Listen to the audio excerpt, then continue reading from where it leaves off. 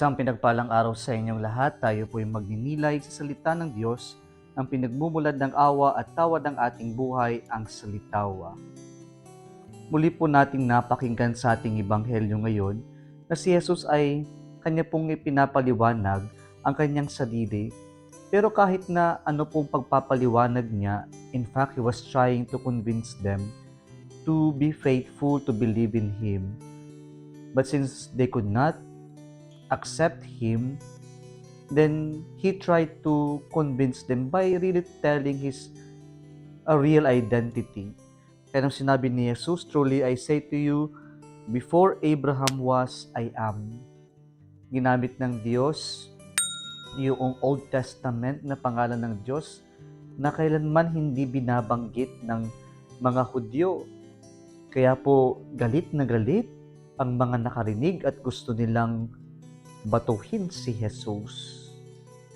Mga kapatid, sadya po talagang sa buhay natin, hindi po tayo pwedeng tanggapin ng lahat ng tao o hindi tayo katanggap-tanggap sa iba o yung kasabihan na we can never please everybody.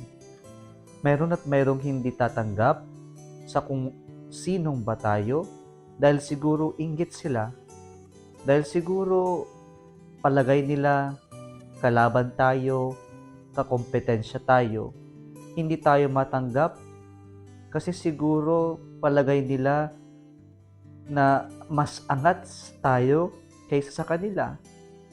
At dahil palagay nila mas mataas tayo sa kanila, hindi nila matanggap at ayaw nilang tanggapin kung sino nga ba tayo.